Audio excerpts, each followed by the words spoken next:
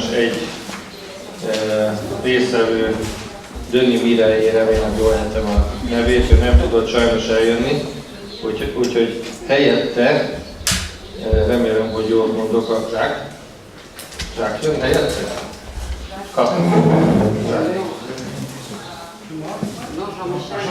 I'm sorry, Jean-Michel, I'm sorry. Ez egy félreértés volt, elnézést kérek. Tehát jaj, de hol van ő?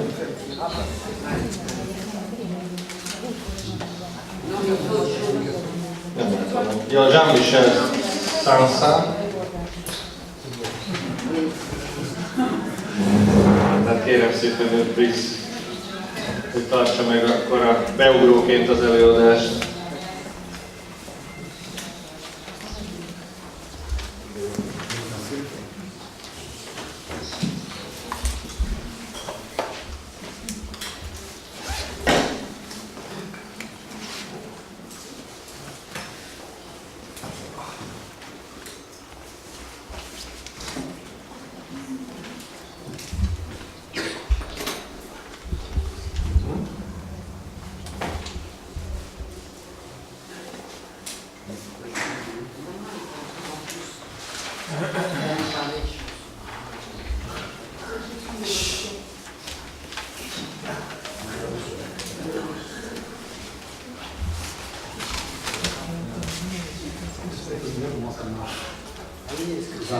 Pour montrer ou c'est avec l'ordinateur? Là, tu peux pointer au milieu, je change les images, et tu peux faire avancer, reculer, et je prends au milieu, tu peux pointer.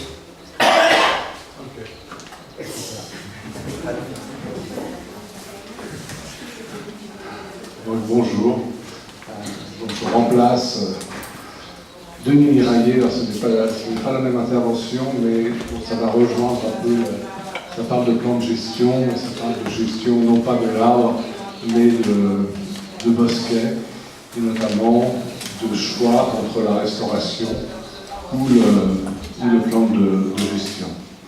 Alors je ne sais pas si vous aviez subi en Hongrie la tempête de 1999, mais en France elle a été assez dramatique, puisqu'elle a rasé une bonne partie de la forêt française avec 140 millions de mètres cubes de bois abattus, et sur l'ensemble de l'Europe, quand même 140 morts et 1 milliard de dégâts. Donc ce sont deux tempêtes extratropicales, le 26 et le 27 décembre 1999. Alors c'est assez intéressant parce que c'est nouveau pour le gestionnaire de jardin. On connaissait les sécheresses, on connaissait les hivers rigoureux, on avait connu la sécheresse de 1976 en France, on avait connu les hivers de 1985, mais malgré tout, le jardinier est assez confiant dans la résistance de son jardin à la sécheresse, au froid. Et ça a été à la fois extrêmement difficile pour le jardinier de constater que son jardin était d'une fragilité extrême et pouvait disparaître en une nuit. Alors, il y a eu toute une politique, bien sûr, au ministère de l'Agriculture, parce que tous les jardins ont été plus ou moins touchés. Le ministère de l'Agriculture a libéré des lignes budgétaires. Nous avons organisé des comités d'experts. Les experts allaient dans toute la région, dans tout le pays, pour donner des conseils aux propriétaires. Il y a une fiche que vous pouvez toujours trouver sur Internet, composée avec la tempête dans un jardin remarquable, et toujours édité sur notre site du ministère de l'Agriculture. Alors, si... pardon, excusez-moi. Voilà, alors je passe un peu vite, mais je n'y arrive pas, voilà, parce que je me trompe de bouton, pardon. Voilà, donc c'est ce que je vous disais. J'improvise un peu, donc pardonnez-moi, on pose quelques débuts. Voilà, donc les effets, là, les différentes. C'est assez intéressant, puisque nous avons en France les différents chocs climatiques, hein, tempêtes 87, 91, 99, 2009, sécheresse 76, 2003, hiver 85, 87. Nous voyons quand même que depuis 40 ans, régulièrement, nous avons des catastrophes plus ou moins importantes dues à. Donc, si pour la majorité des Français, ou même dans l'opinion internationale, la tempête de 99 est la tempête qui a rasé le parc de Versailles, hein, la télé annoncera c'est à Versailles que la tempête semble avoir fait le plus de dégâts. En fait, ce n'est pas tout à fait exact. C'est à Champs-sur-Marne, un jardin situé à une quinzaine de kilomètres de Paris, à l'est de Paris. Et j'étais jardinier à l'époque dans ce parc. C'est tellement, si vous voulez, énorme à Champs-sur-Marne qu'on n'en est plus à dire si c'est 80-85% des bosquets qui ont été rasés. On dit que c'est 100% des bosquets de Champs-sur-Marne qui ont été rasés par la tempête de 1999. Mais également, on le verra par la suite, le jardin paysager qui entoure le jardin régulier. C'est-à-dire que ce sont là les arbres, mais après la composition du jardin qui a disparu ce jour-là. Voilà les effets, quelques images de la tempête. Le jardinier en chef de l'époque comparera cette tempête à la guerre, comme si des bombes avaient explosé dans le jardin. Alors, déjà, je pense qu'en France, pas grand monde connaît ce jardin. Je pense qu'en Hongrie, il ne doit pas être très connu.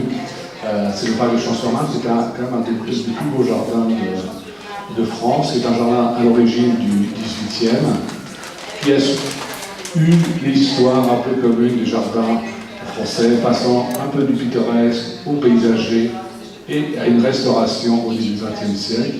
Vous voyez ici, au fond, le jardin paysager, qui était sur l'ensemble du jardin,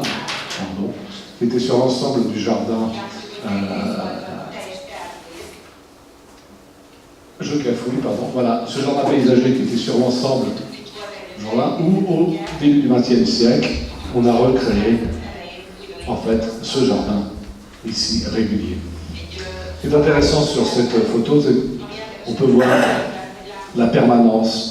On s'intéresse beaucoup à la permanence dans les jardins historiques, la permanence des parties boisées qui nous viennent quand même directement du XVIIIe siècle. Alors je vous parlais du jardin paysager, voici avec ces fameux groupes d'arbres, ces petits bosquets, ici, ils vont tous disparaître à la tempête. Vous avez ici ce qui reste des pins d'Arestio, il y avait 52 pins à l'Arestio, créant les bosquets un peu comme le jardin d'hier, où tout a disparu. Champs, c'est cette restauration du début du XXe siècle à Champs-sur-Marne sur ce jardin paysager. Vous l'avez peut-être vu sur les photos, il est aujourd'hui actuellement fermé. Quand il a été restauré, il était totalement ouvert sur le jardin paysager, vous voyez un peu comme sur ces photos d'après, où le jardin régulier s'articule avec le jardin paysager. Et on voit ici quelque chose d'assez intéressant.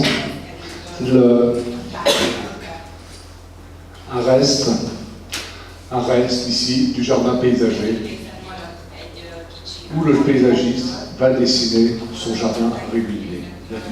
Nous avons une strate arborée qui vient du paysager, et on redessine un jardin régulier. C'est ce que je vous parle, oui, ce contraste qu'il y a entre le régulier et, disons, le sauvage à Champs-sur-Marne. Voilà quelques photos de la restauration. Vous voyez les vues donc, sur le paysage et sur le fond du jardin.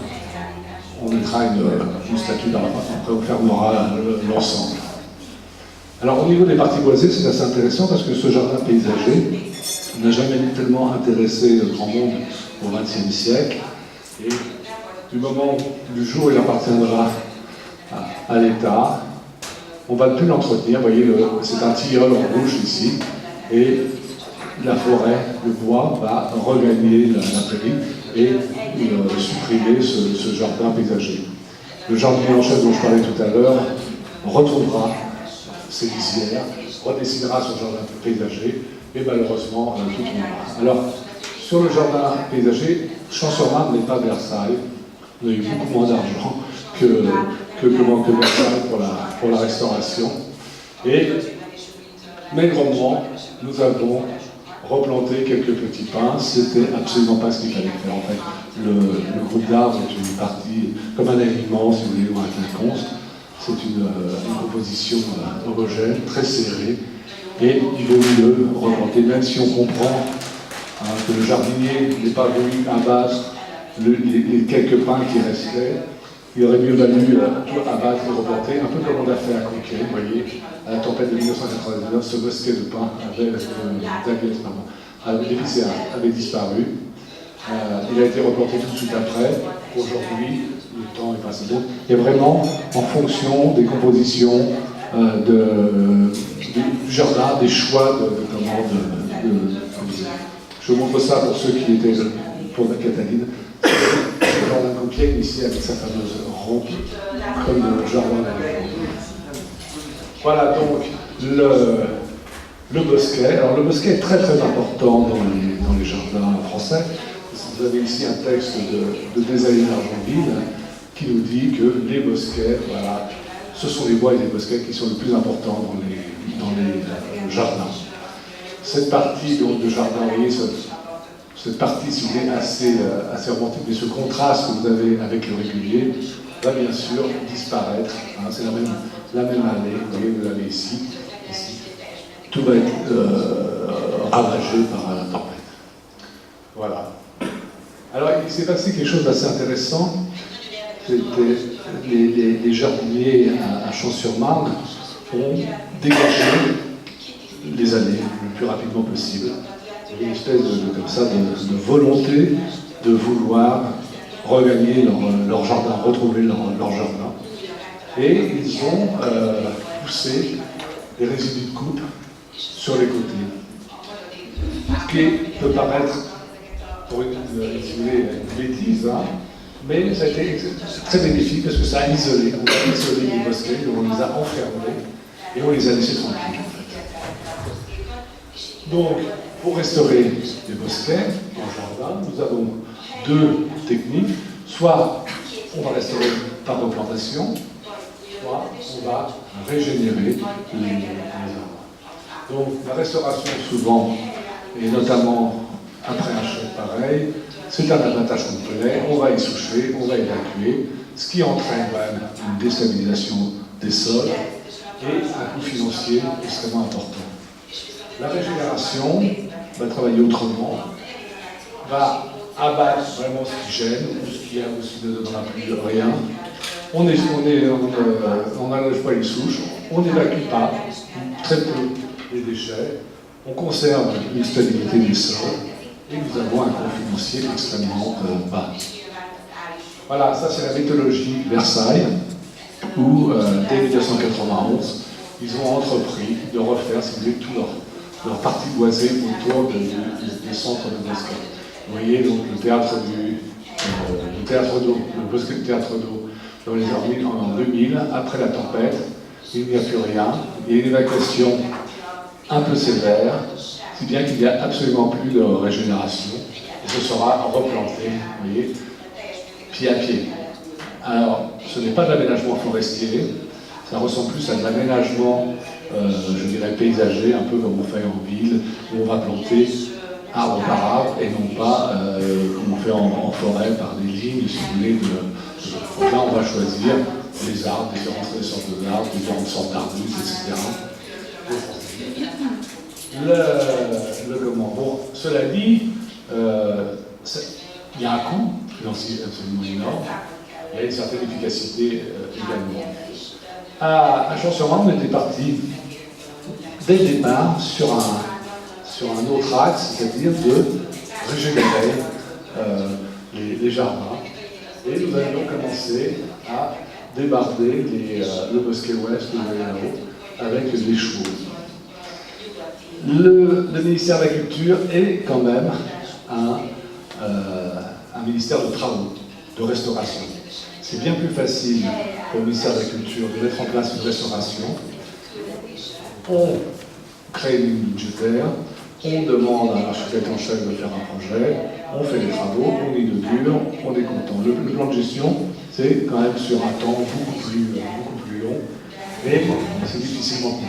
Donc, Cette méthode avec les chevaux, avec un cheval ici qui s'appelle Faucon, qui m'est mort au bras, je témoigne, va s'arrêter brusquement et on va demander à l'architecte en chef de nous faire un projet de restauration, bizarrement, des parties régulières.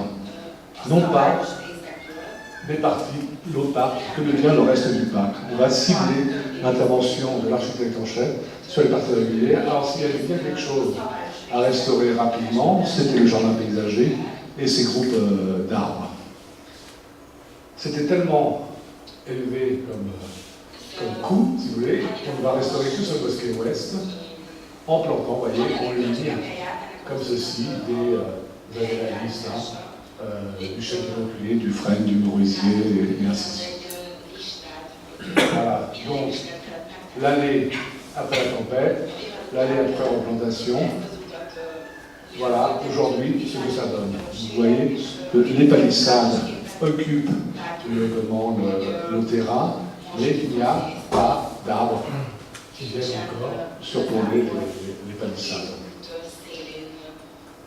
Le problème, bien sûr, ça vous connaissez par cœur, hein, c'est un PowerPoint que j'ai fait pour des gens qui ne connaissaient pas du tout les jardins. Donc il y a quelque chose qui vous sont peut-être un peu évidents, mais bien sûr, les travaux de remplacement comme ça sur un sol, nous avions quoi? Un sol qui datait du XVIIIe siècle, un sol forestier qui datait du XVIIIe siècle, qui était extrêmement riche, extrêmement dynamique.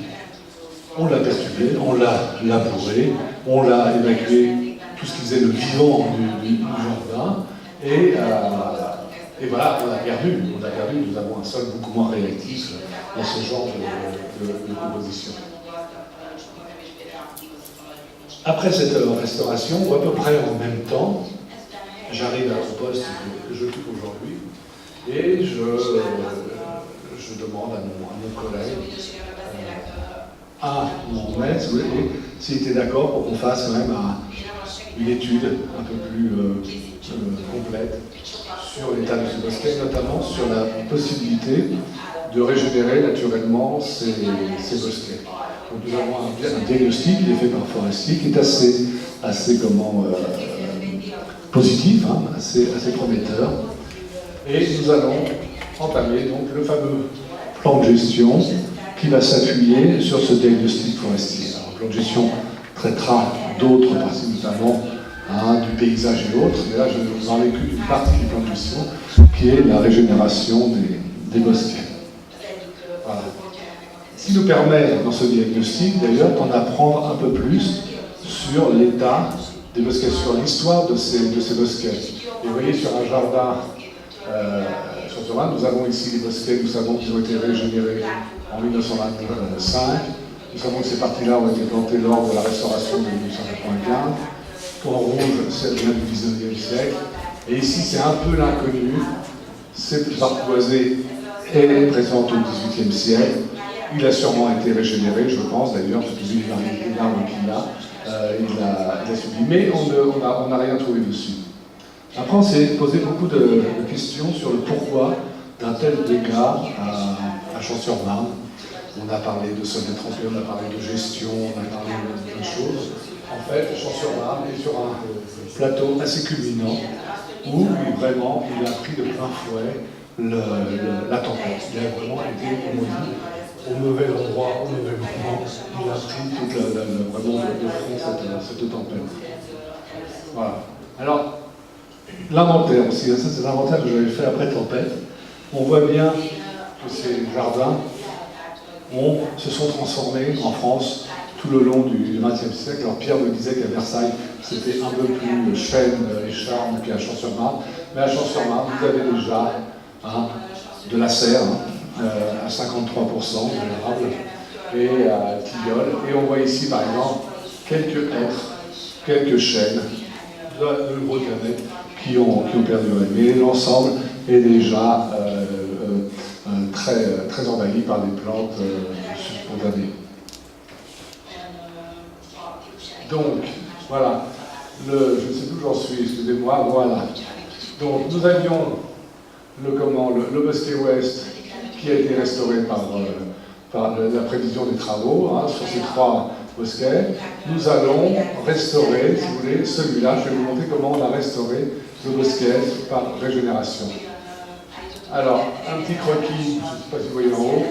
Donc, avant la tempête, nous avions cette structure, des alignements en rideau, une palissade ici, des parties forestières, des allées avec des petits haies, et le jardin paysager par la suite. Donc, tout a été couché en partie. Restent quelques arbres de ci, de là. Nous avons, dans le bilan, si vous voulez, des arbres qui ont été déchiquetés, les houppiers qui ne sont pas bons à conserver, qu'on va abattre.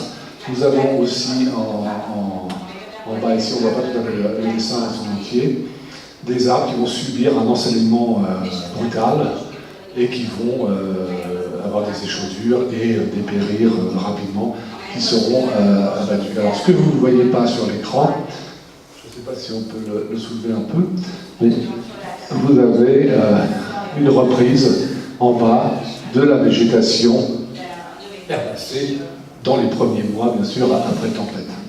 Je vous ai dit que ces bosquets étaient fermés, donc personne ne les a dérangés pendant un certain temps.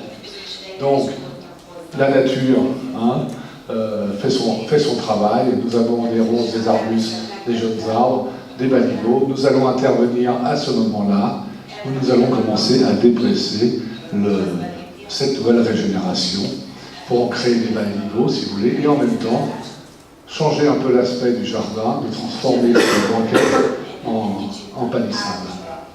Voilà, en vrai, en photo, ce que ça donne. Un jardin, un bosquet abîmé par la tempête.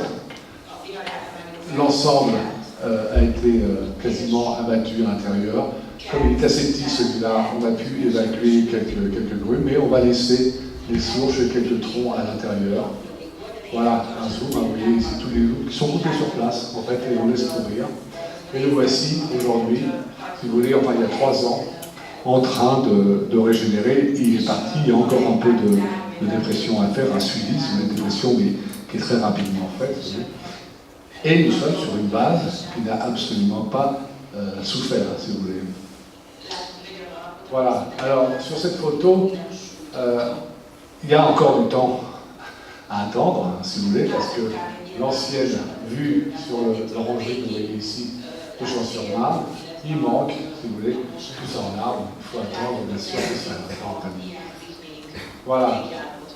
Donc, le résultat, comme pour la restauration, la tempête de 99, est-ce que c'est devenu aujourd'hui? Nous avons retrouvé, ça a été le génie, si vous voulez, de ce jardinier qui s'appelait Jean-Luc Dargent, retrouver cette ambiance que je vous montrais tout à l'heure sur la photo, de ce jardin assez sauvage, assez forestier, rien qu'avec de la régénération. Alors on change un peu, voilà. Alors vous voyez ici un petit charme.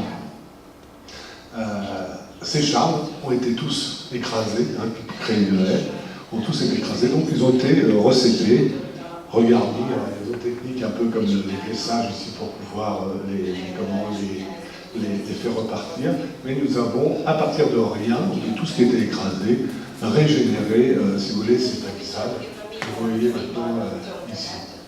Donc une comparaison, si vous voulez, entre ce qui a été restauré et ce qui a été régénéré. Voilà.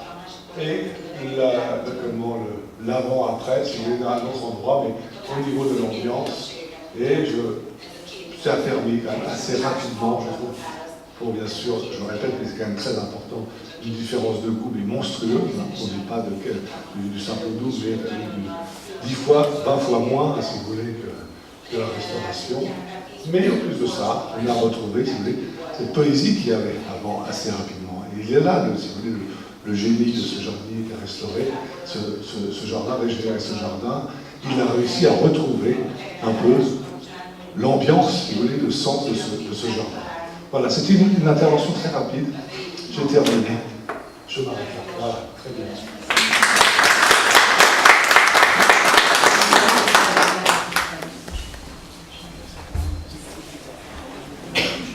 Köszönöm szépen. Van egy kérdés? Jó. Azt szeretném megkérdezni. Ah non, j'ai pas le micro. Oké.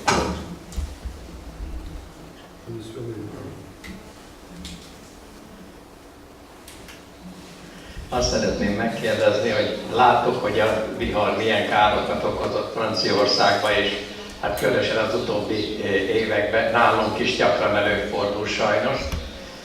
Ha egy történeti kertet sújt egy ilyen vihar, akkor az is lényeges kérdés, hogy mennyi időt vesz igénybe ennek a regenerációja. Ugye én úgy érzem, hogy ez egy versenyfutás az idővel, és ezt gyorsítani egy módon lehet, hogyha megfelelő költségek állnak rendelkezésre, hogy koros fákat telepítünk vissza.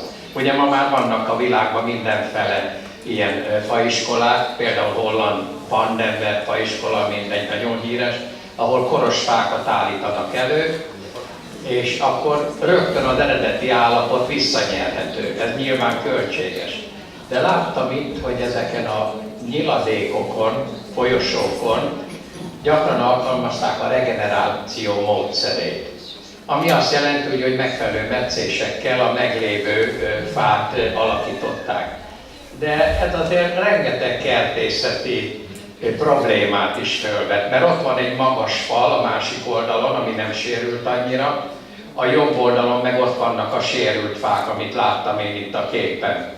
És hát ez a baloldali, magas, megmaradt, kevésbé sérült oszlop komoly hatást, ökológiai hatást gyakorol a jobb oldalira. Tehát ez is egy speciális probléma, hogy lehet visszaállítani az eredetit. És az lett volna a kérdésem még, hogy milyen százalékban alkalmazzák a történeti kerteknél a koros fák visszatelepítését, és milyen gyakran használják, ha telepítésről van szó, nem regenerációról, a fiatal fáknak a visszatelepítését. Ugyanis én azt gondolom, hogy egy történeti kertben az lenne a legfontosabb dolog, hogy minél hamarabb az eredeti állapot ugyanazokkal a fajokkal, ugyanolyan térrendezésbe visszaálljon. Tehát ezt szeretném kérdezni. Köszönöm szépen!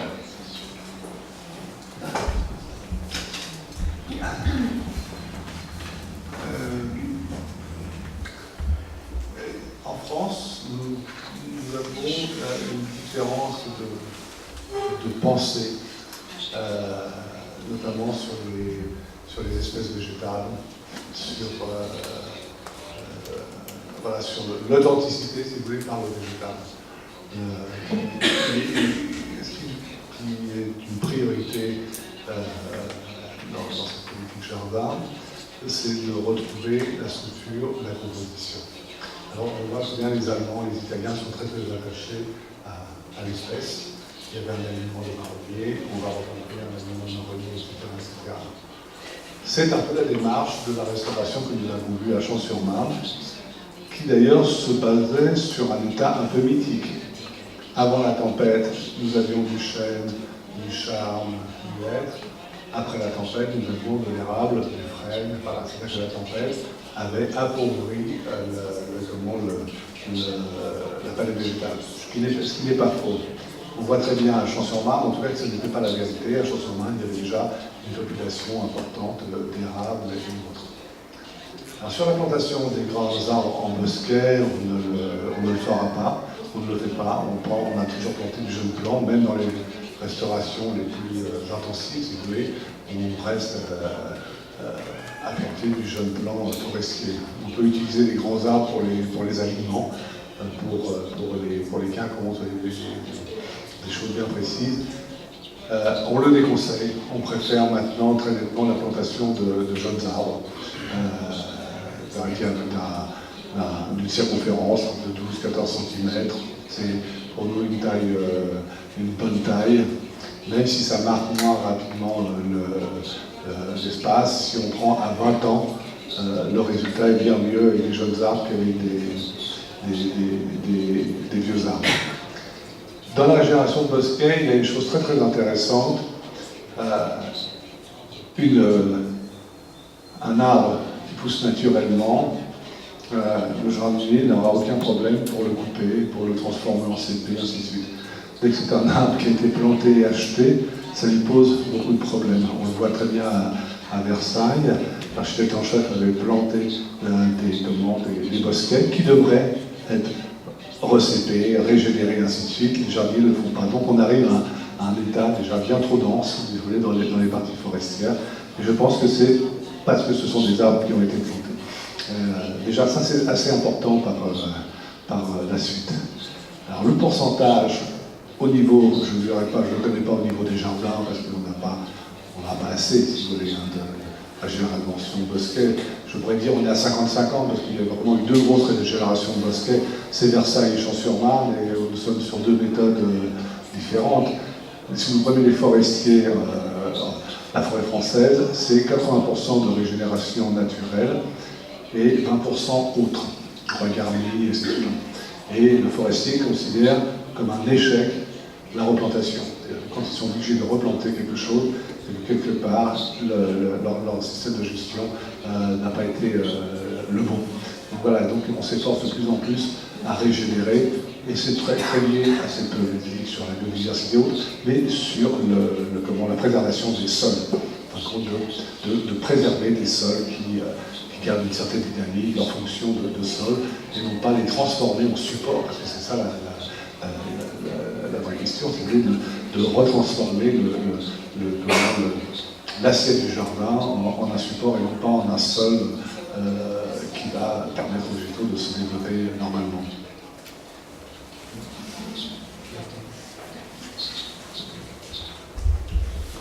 Szépen.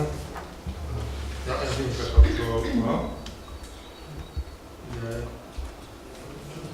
működik ez? Hallják? Nem hallják. Laci, jól látom, hogy szeretnél, akkor Orróci László kíván szólni. Egyetlen kérdésem, hogy ezeket a nagyértékű fás területeket a fáknak lehet-e biztosítani önöknél? Vagyon biztosítani?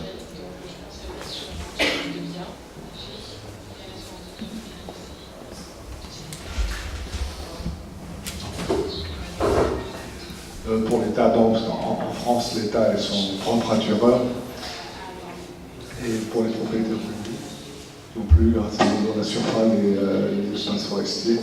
Il y a en France une politique quand il y a une tempête comme ça, mais c'est surtout pour le bâti, on passe ce qu'on appelle un état de catastrophe naturelle. Donc ça débloque des interventions, des aides de l'État, pour notamment les propriétaires privés qui subissent des dégâts, et en principe un meilleur rapport avec les assurances. Pour les jardins, pour les arbres, il n'y en a vraiment pas. C'est pas quelque chose, moi je pense, je ne sais pas si tu as eu des échos toi en 99 sur la... Je veux dire simplement des aides de l'État, non, mais des possibilités de... pour avoir fait abréver les aides de l'État dans ces cas-là, sur le papier, en théorie peut-être, dans la pratique, non. On ne les voit pas arriver. En revanche, dès qu'on est sous le régime de la catastrophe naturelle, on peut avoir des reports de remboursement de crédit, par exemple, pour les jardins, pour les forêts. Et on peut aussi avoir éventuellement des possibilités auprès des banques d'avoir des prêts à taux zéro. Excusez-moi, mais pour compléter, il y avait eu même des propriétaires, le château, en 99, le château d'Autrive en Auvergne avait été quasiment subventionné à 80% pour la replantation des aliments, pas des bosquets. Les bosquets,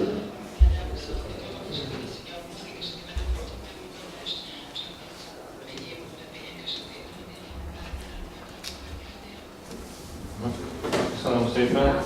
Nekem is lenne félig-meddig kérdés vagy hozzászólás, hogy amikor ilyen nagy viharoknál nagyon nagy károk keletkeznek, akkor nálunk nem egy alkalommal előkerült az, hogy igazából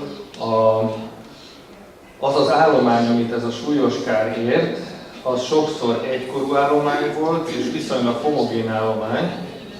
Tehát én ezt most ezekből a képekből nem tudtam teljesen levenni, hogy ezek mennyire voltak egykorúak és mennyire vegyes fajú vagy vegyeskorú, illetve vegyesfajú állományok, de ez mindig a stabilitását egy ilyen állománynak növeli, tehát kicsit ez kérdés is, meg ilyen észrevétel is, hogy a legnagyobb, nem csak egyébként kertekben, hanem erdőállományokban is a legnagyobb károk így keletkeznek, amikor erre nincs kellő figyelem fordítva.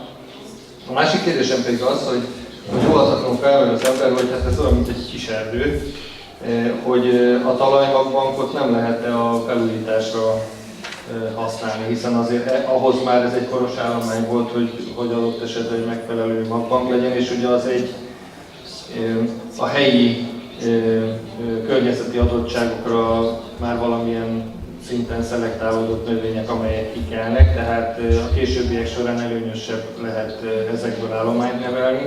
Illetve még egy nagyon fontos előnyük lehet, ez pedig az, hogy helyben kelnek magról, nincsen iskolázás, és emiatt szintén stabilabbak lesznek. Egyébként statikailag is jó eséllyel stabilabbak lesznek, de az élet esélyeik is sokkal jobbak.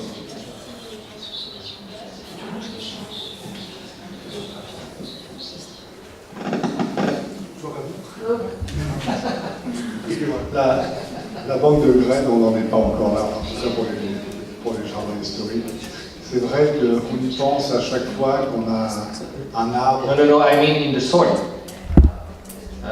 A földben. A talajban. Oui, c'est pas une bombe. Des glands restés dans le sol et qui Déjà, reviennent. ça, je c'est passé. C'est ce qui s'est passé, en fait. Mais c'est une régénération qui était subspontanée. On dit invasif maintenant, mais qui n'était pas, effectivement, les traces des anciennes générations, comme les chênes et les hêtres. On en avait quelques traces. Ils ont énormément subi par la tempête, parce que c'était vraiment des arbres qui dépassaient souvent le reste. Nous avions aussi du platane dans certains endroits du jardin paysager, qui ont été aussi balayés. Le Champ-sur-Marne a subi une tempête extrême violence. Il y avait ce fameux tilleul que je vous ai marqué en rouge tout à l'heure, quand on voit la progression de la friche, qui était un tilleul extrêmement court, avec un trépassé, si vous voulez, avec un tronc très long. Il a été basculé comme un vulgaire baliveau par la tempête. Il y a vraiment eu un effet, rien ne pouvait vraiment résister, c'était la chance. Et on a bien vu aussi entre le constat de la tempête et ce que c'est aujourd'hui, si vous voulez, il y a quasiment plus d'arbres dans certains endroits d'avant la tempête. Nous avons maintenant une population à Champ-sur-Marne qui a 18 ans. Dans la majeure partie du jardin, on dit des fois quelques souches qu'on repris, si vous voulez, mais voilà, dans la plupart du temps, la plupart des arbres ont été balayés. Et il y avait différentes populations, vous le dites, vous voyez, très distinctes. Et dans le résultat, il n'y a pas eu vraiment de différence. Vous voyez, entre ces groupes homogènes, ces groupes hétérogènes, la tempête a traité à peu près tout de la même façon. C'est pour ça que ça a été extrêmement difficile de trouver une explication, et la seule qui nous semble aujourd'hui meilleure, si vous voulez, c'est cette exposition sur le plateau où le jardin a eu, la tempête est arrivée vraiment de plein fouet dans le jardin. J'ai répondu, je ne sais pas si j'ai répondu.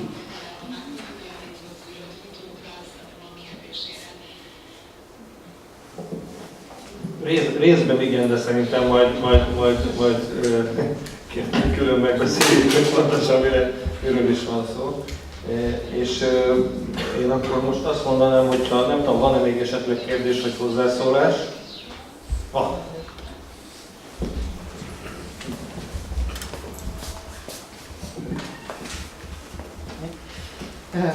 Finalement, cette manière de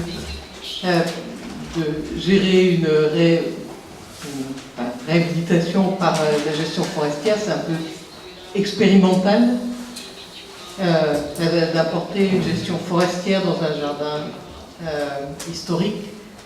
Est-ce que cette expérience a eu des conséquences, par exemple, elle a été essayée dans d'autres jardins où ce qui a été des zones de bosquets ont moins souffert? Est-ce qu'il y a eu des expérimentations de régénération avec en même temps des moments, des gestes de création?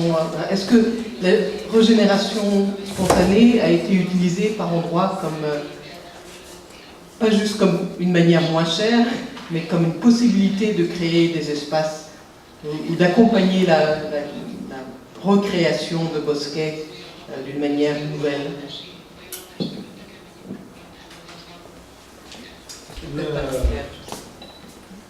J'avais touché à ce qui fait mal. Ah, pardon.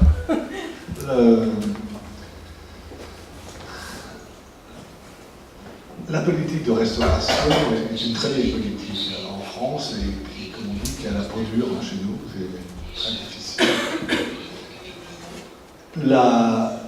Je dirais que on aurait tendance à dire, vous voyez, un peu en exagérant, que la régénération, comme on l'a fait à Champs-sur-Marne, c'est bon pour les jardins,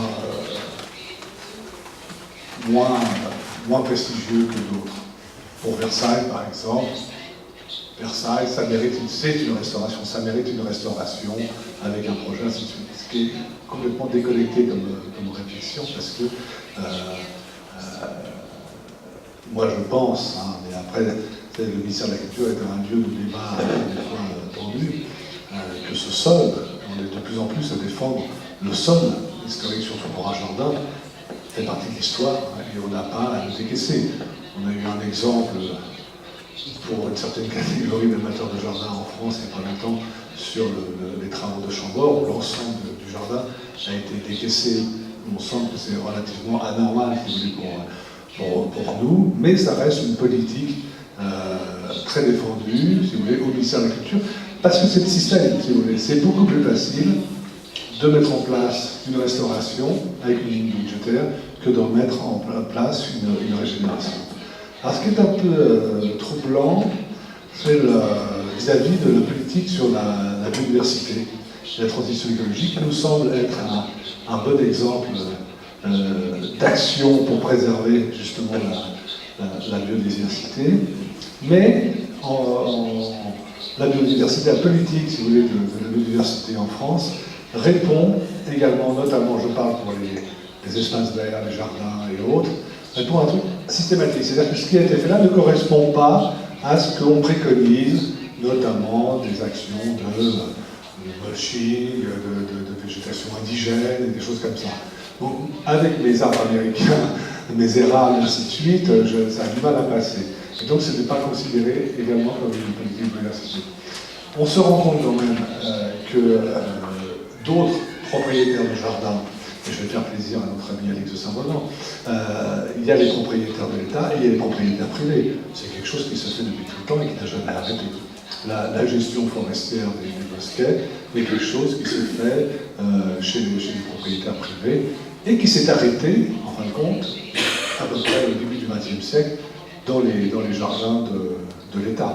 C'est bien peut-être une explication sur l'état du boisement à Versailles. On a arrêté, purement et simplement, on a oublié cette partie du jardin, on n'a pas cherché à les valoriser, etc., etc. Alors que les propriétaires forestiers, donc nous avons des exemples, nous avions des petits jardins avant la tempête de 99, en Bourgogne, par exemple à Bussière-Butin, où il y avait une gestion forestière un peu comme à Champs. Effectivement. J'ajoute simplement que le propriétaire forestier, le propriétaire... Donc, oui, vous parlez dans le micro, s'il vous plaît. Et pour la Je pensais juste lui faire dire. Non, mais pour la Il y a une différence très très claire et très très nette entre un propriétaire forestier et l'État. C'est qu'un propriétaire forestier qui engage des travaux, c'est son argent qui sort de sa poche. Les travaux faits par l'État, ça sort de la poche du contribuable. Et donc on a peut-être moins tendance à ménager cet argent-là. Vous, quand c'est vous, chez vous, qui faites vos travaux, vous comptez votre argent. Et vous faites au moins cher pour le plus efficace.